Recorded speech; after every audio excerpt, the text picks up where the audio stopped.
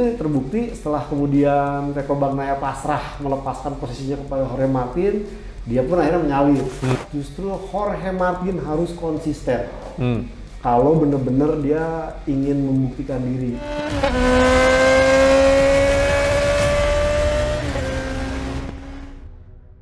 Moto Boys, jumpa lagi Moto Boys. Moto Boys. Iya, kali ini di sebelah saya ya menjawab pertanyaan dan juga keinginan teman-teman Moto Boys nih. Bener, banyak yang nanya nih, kapan dengan ini, kapan dengan ini, tit.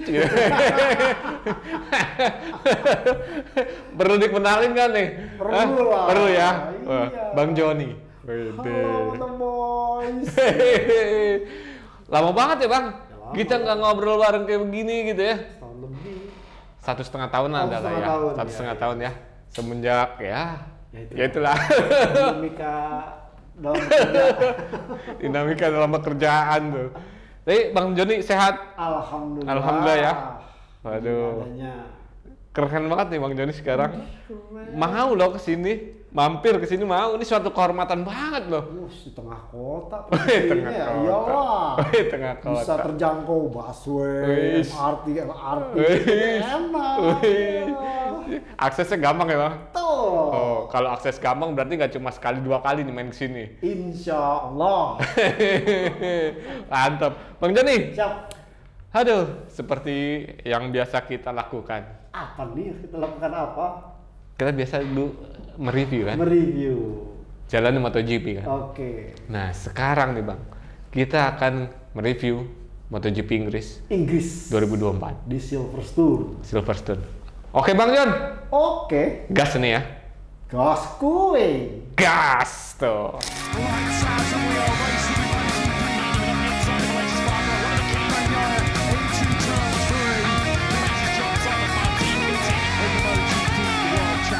Oke, Bang Joni. Ya.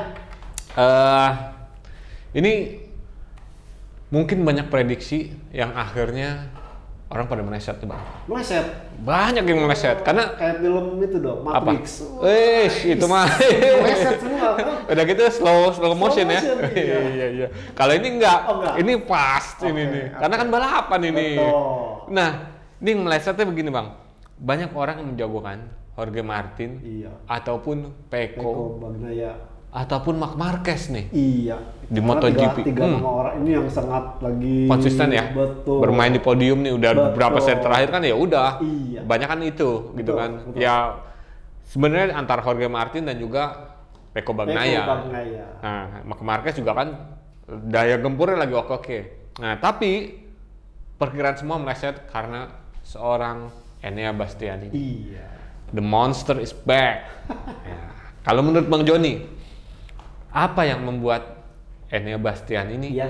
akhirnya wah oke gitu? Saya melihat Enea Bastianini ini memang butuh waktu untuk menyembuhkan kondisi cederanya di tahun lalu. Oke. Saat dia sprint race Portimao dihantam oleh Luca Marini, Ya. kemudian itu kan cedera tulang belikat. Dan selama proses itu dia tidak mau melakukan operasi, tapi melakukan terapi yang artinya seandainya dia sebenarnya bisa lebih cepat untuk operasi, cuman penyembuhannya akan lama.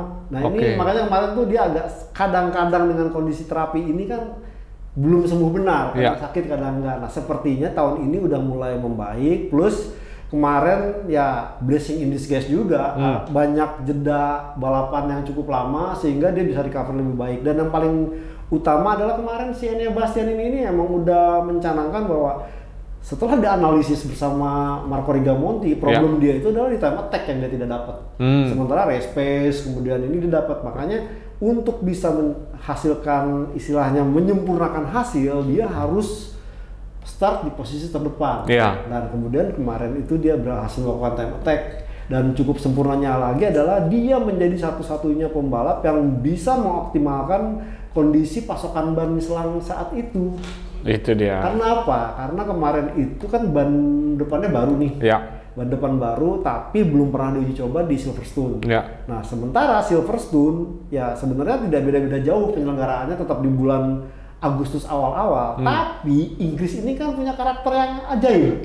tiba-tiba cuacanya ya nggak cerah, bisa tapi prediksi. adem gitu. Nah kemarin tuh selama 3 hari berturut-turut, Jumat, Sabtu, Minggu itu suhunya tuh berbeda-beda, bahkan cenderung menurun. Ya, kemarin aja 18 ya, suhu udara udara 18, tapi suhu aspal aspalnya 30. 31 sampai turun terus sampai 28. Dan ini agak menyulitkan karena idealnya untuk karakter Silverstone dengan pasokan harapannya panas itu bannya hard dan medium, kemarin bubar. Komposisi ban yang sebenarnya harus dipakai, bukan harus, tapi yang dipakai oleh Alex Espargaro ya. Itulah yang paling ideal. Ideal, seharusnya itu Bang ya.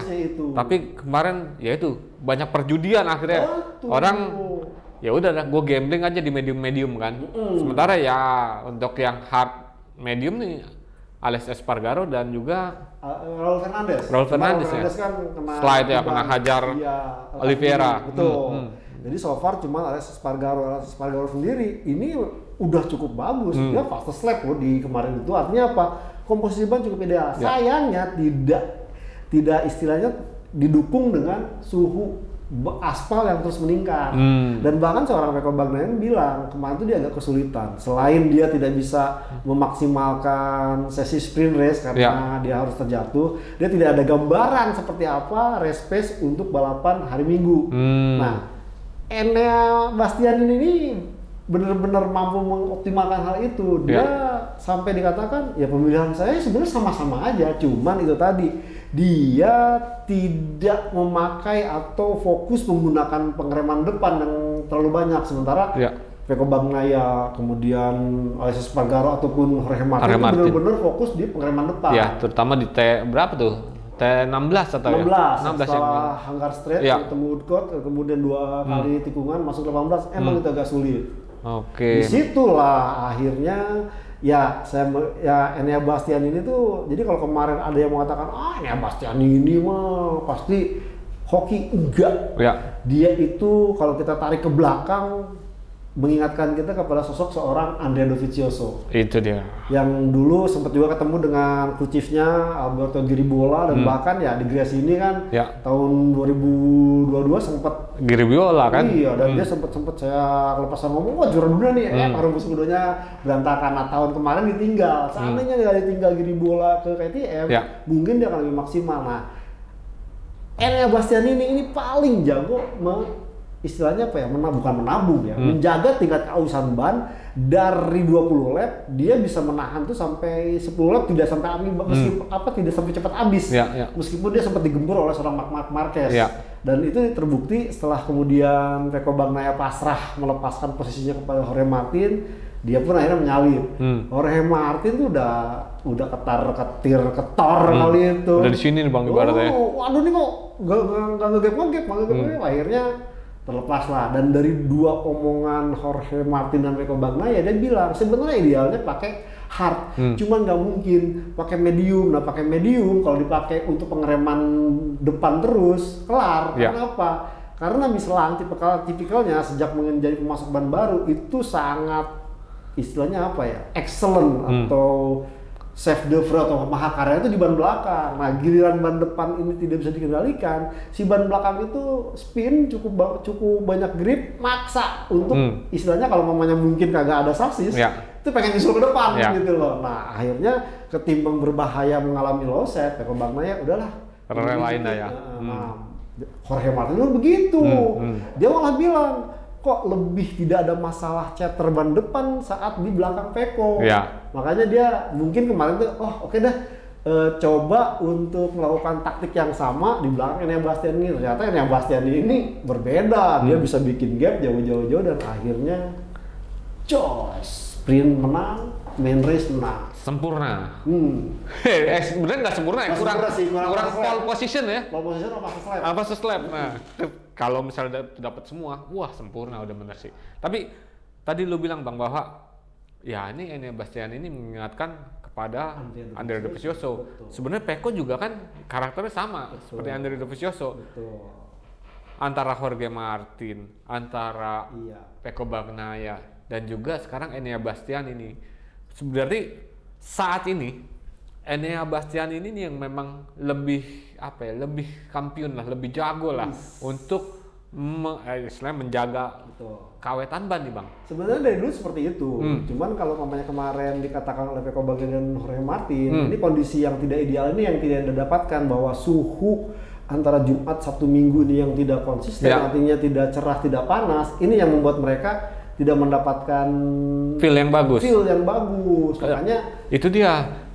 Karena kan ya kita ketahui lah bang bahwa satu hal, baik itu Martin, baik itu Peko nggak terbiasa dengan ban medium nih. Betul. Untuk depan ya. Betul. Nah ini yang akhirnya membuat dia karakter berkendara gue nggak senyaman ketika gue pakai ban hard ya. Benar. Nah, kenapa Enea Bastianini bisa? Dia tidak, istilahnya di saat Peko dan Jorge Martin itu 100% nge-push Break gitu ya? depan, Enea Bastianini enggak. Makanya dia coba istilahnya dia ukur nih, seandainya aku bisa 10 lap tanpa memaksa ban depan, ntar bagaimana nih? Dan itu cukup ampuh. Itu makanya gue ngeliatnya gitu bang.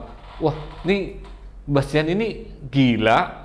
Apa memang istilahnya gaya riding ini gaya riding yang gila, ataupun memang karakter dari si GP24 ini yang istilahnya lu untuk entering cornernya udah lebih bagus gitu kan. Tapi ini kan kalau kita lihat Bagnaia juga pakainya GP24. Martin juga pakai GP24. Tapi ketika Enea Bastianini ini istilahnya lagi fight to fight nih, head to head bareng dengan Martin gitu ya, ataupun dengan Bagnaia, entering cornernya lebih kenceng si Enea Bastianini nih. Jadi saya rasa sebenarnya karena nggak pakai brake itu, karena nggak pakai brake, nggak yang dipulur banget gitu bang ya. Ini kan kalau kita ingat nggak? Mungkin Jorge Martin sempat bilang apa yang dipakai Peko, gua akan ikutin. Itu udah dari tahun lalu gitu. Itu kayaknya karakter itu 1-2 nih yang mereka berdua. Makanya pada saat dua motor ini bermasalah, Enea Bastianini enggak. Enea Bastianini kayaknya udah menemukan formula kemenangan yang baru, sehingga dia tidak udah gitu ingin menunjukkan juga hasil yang terbaik. Jadi kemarin tuh akhirnya sampai jadi kayak kayak tamparan juga buat Ducati loh. Tahun depan kan udah kagak ini, tapi Enea Bastianini dengan GP24 yang setidaknya dibuat untuk seorang Francesco Bagnaia dan Jorge Martin, dia bisa menang loh. Itu dia. Apalagi besok pindahnya ke KTM kan. Buset. Makin bahaya nih kalau memang performa dia bagus gitu loh maksudnya.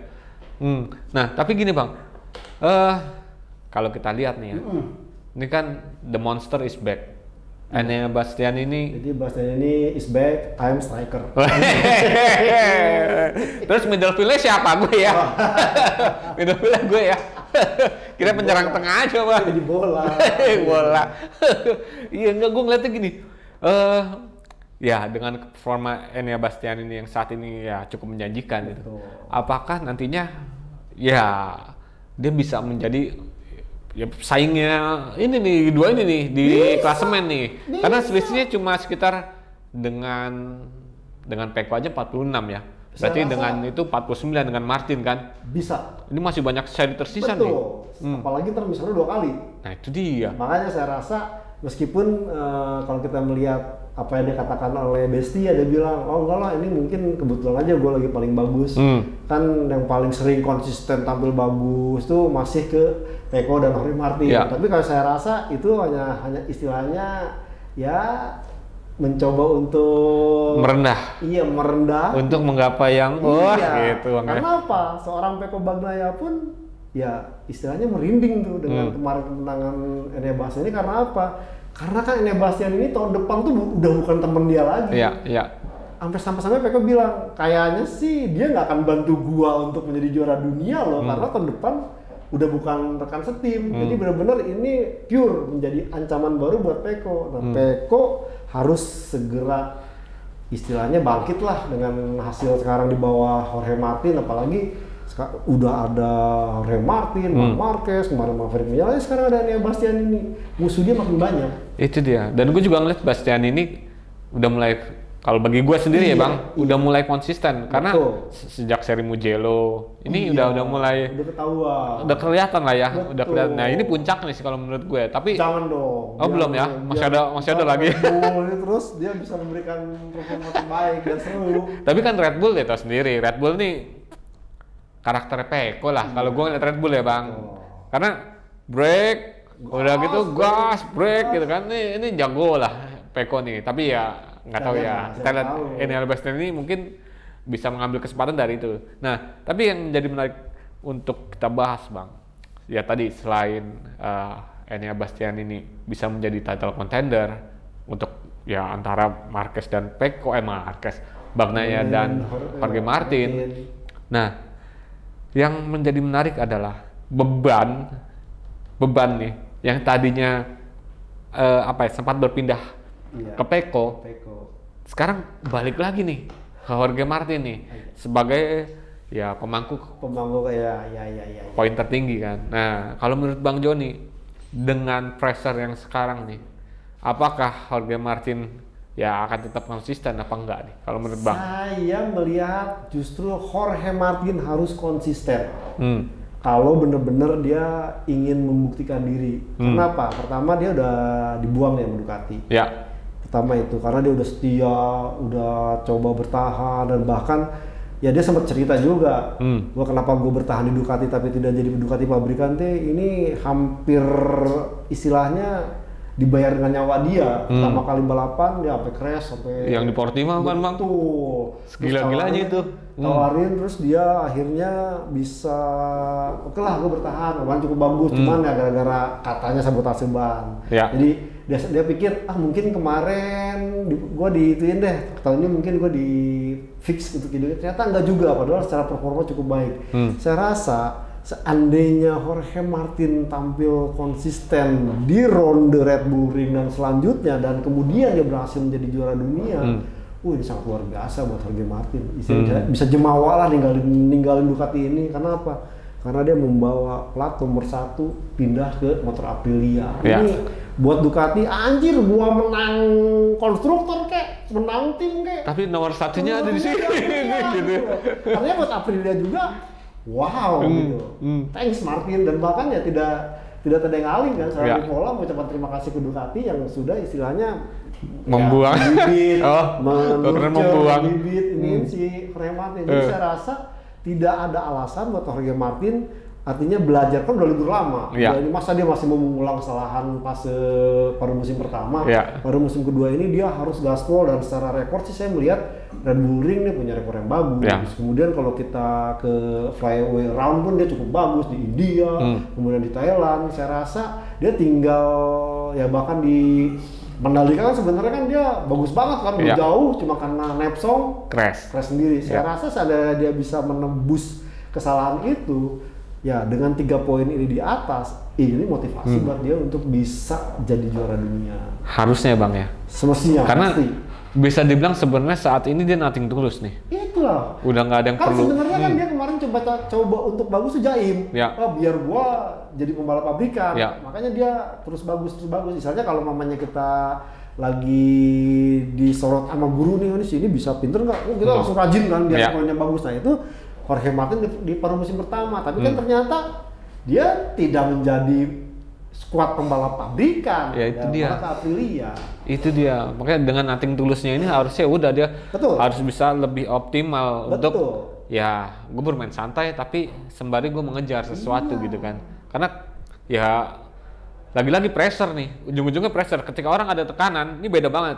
Ketika dia berada di depan dengan dia berada di belakang, as a chaser sama. Nah, karena kalau kita keburu kelihatan kan si lawan ngapain. Ya, tinggal saya sebenarnya Jorge Martin tinggal belajar itu aja sih. Sama kayak kemarin lah kejadiannya sebenarnya di race-nya main race ya. Ya dia kan nguntitin terus Bagnaia. Nah, ini tinggal jaga ya.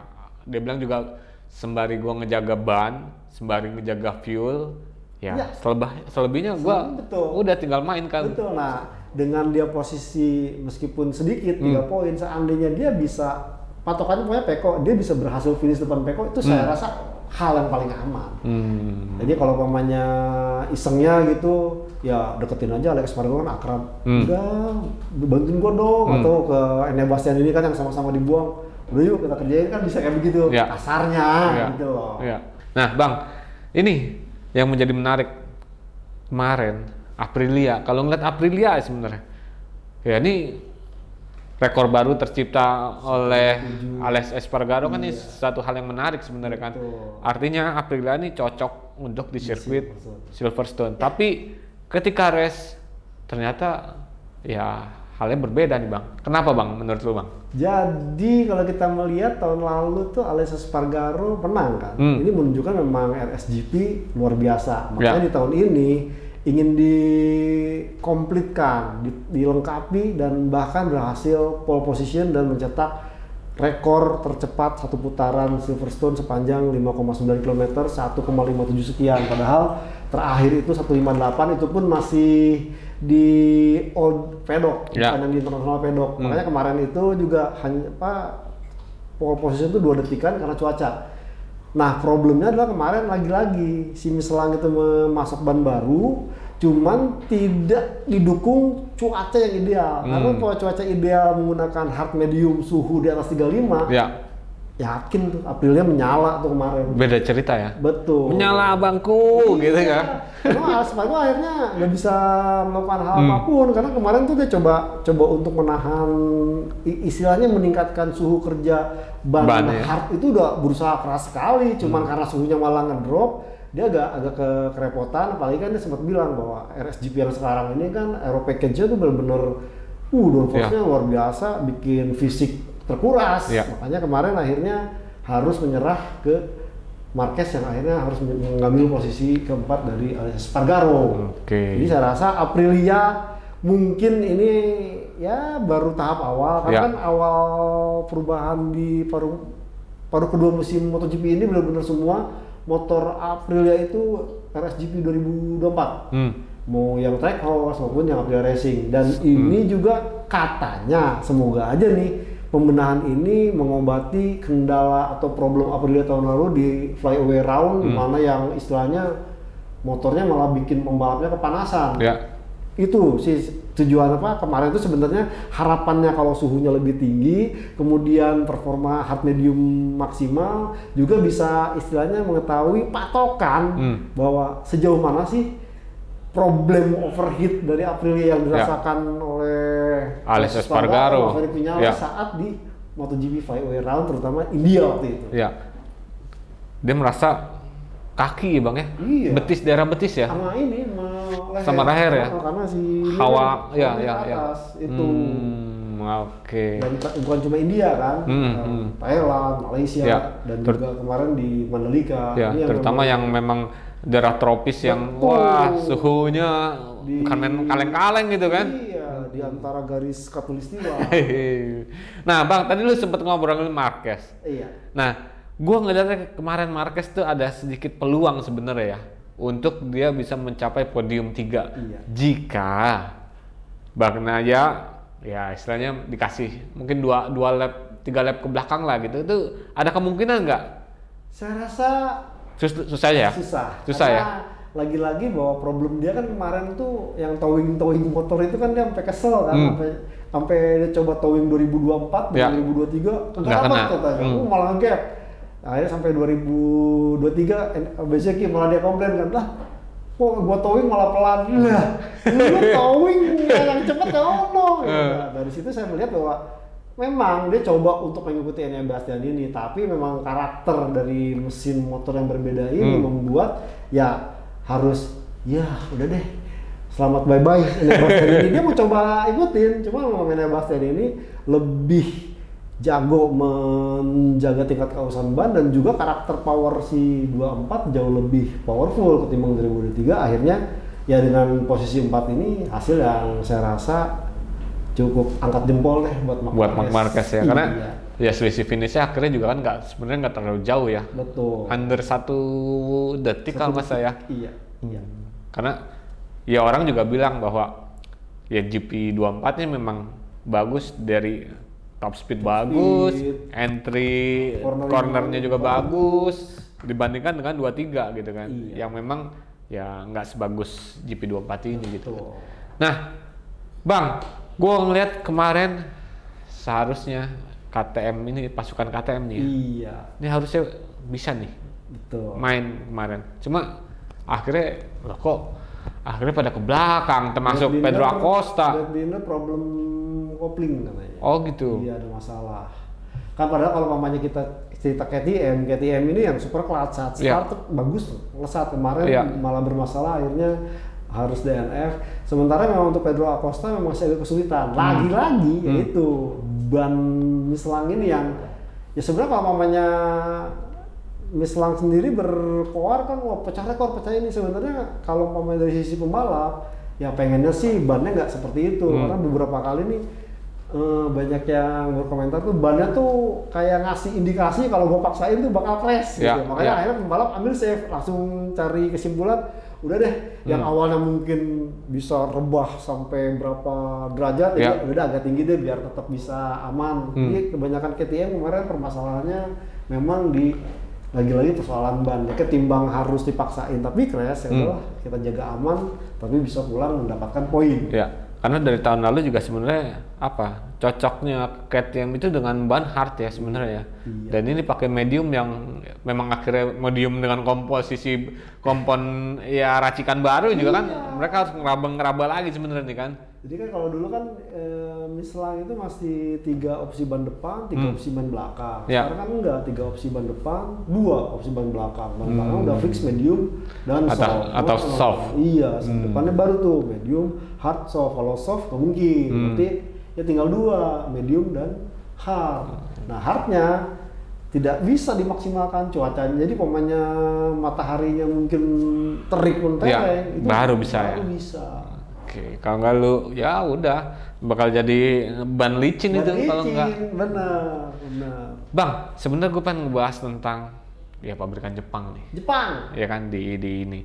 Tapi bisa aja dah. kita pisah ya. Betul. Ini karena menarik nih, maksudnya dipisah menjadi satu angle khusus akan menjadi lebih menarik gitu. Nah, untuk yang video yang Review MotoGP MotoGP 2024 nih kita udahin dulu bang. disudahi. Udahin dulu Lu dong. nggak kangen Nanti sama kita gue? sambung. Nah, ntar Oh, kita bikin lagi. oke, Kangen-kangenan di video berikut kita. Oke, bang. Siap. Teman-teman, untuk video kali ini saya izin pamit. Saya Kabudiansyah. Johnny Lana Mulia. See you Moto Boys. See you, Moto Boys.